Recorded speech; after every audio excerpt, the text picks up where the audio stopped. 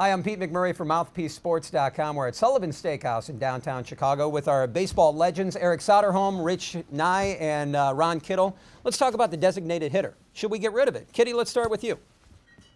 Should we get rid of the designated Absolutely hitter? not. Nobody goes to the ballpark to see a pitcher throw a shutout or a no-hitter. They like to see the guy who's able to hit a home run, let the scoreboard go off. Eric and I can both agree with it. It's helped our career a little bit when we had injuries. That's one of the positions that we could do because we couldn't run. I second whatever he just said. That's exactly right. I mean, my career was extended, I'd say 3 or 4 years because of the designated hitter. Because, I mean, my knees were shot. And it's like I never would have been able to play day-to-day in the field and stuff. And so it extended my career. People want to go to the park, like Kitty said, and see some action, see some home runs. Who wants to go up there and see a pitcher bunt? Rich, you're the pitcher. He's a national leaguer, so he'll disagree. National leaguer, you know, and I really I loved hitting myself, and not a great hitter, but I loved hitting. I loved taking my swing up there. But the strategy of the game has changed dramatically. The way they play the game, the way they do the statistics, looking at whether this guy was hitting against a certain pitcher, how did he hit? Get the designated hitter, I'm going to bat him fourth. He's batting against so-and-so, and he can't hit this guy's curveball, so we're not going to have him bat fourth. We're going to move him. You know, they can do that kind of thing. With me, I always going to bat ninth. That's never going to be any different. Mm-hmm. And they would just count me as an out in the lineup or trying to push someone along. A sacrifice. Why are pitchers such poor hitters? Time spent. I mean, I played outfield when I wasn't pitching when I was in college. You play every game. But when you play professionally, you got to kind of specialize a little bit and focus on something. And Bobby so Thigpen, when he Mississippi, Will Clark hit fifth, he hit fourth, and Palmeiro hit third. And Bobby Thigpen was the best hitter on the team at the time, but now he was 57 saves in the major leagues for the White Sox. And he still loves to swing, but he'd rather be on the mound for a longer time than he would for one at bat and get taken out of the game. Well, Rich, speaking of pitchers, will we ever see a 15-game complete pitcher with a 15 complete game or a 25-game winner in the major leagues? I think you might see a 25-game winner, but the fact that they're pitching every fifth day or every sixth day is going to really limit that likelihood. I played with Ferguson Jenkins. He won 20 games 6 years in a row. He had 40 starts a year with about 20 or 25 complete games a year.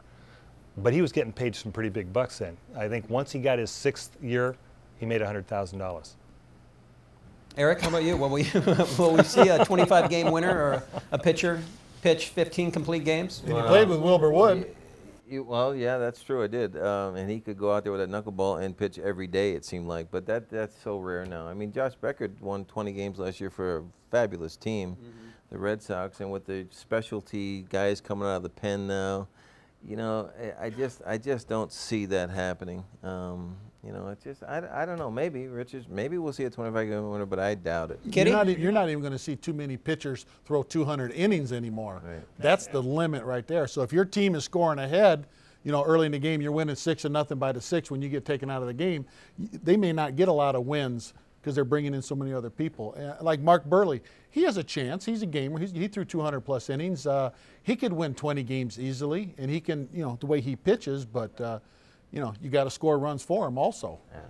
Well, a lot of luck involved. let's talk about the Hall of Fame. How does a player get into the Hall of Fame nowadays? Is it a popularity contest or is it about stats?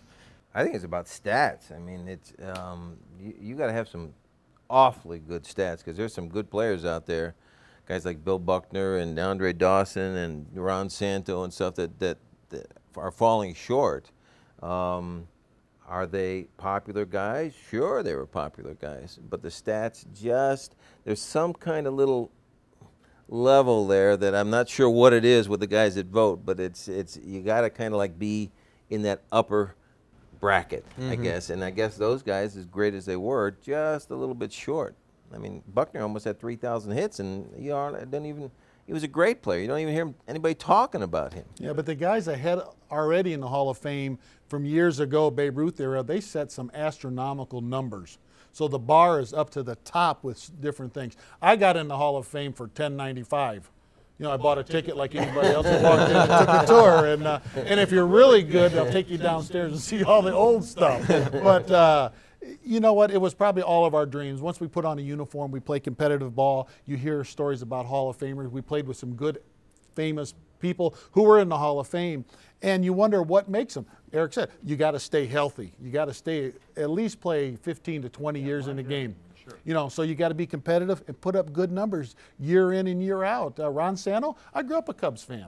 And I watched him play every day, but you got Ernie Banks, Billy Williams. I mean, those guys had way better numbers than Ron Santo, so he was overshadowed. I hit 188 my first year. I knew I wasn't going to make the Hall of Fame. Rich, I made the Hall of Shame.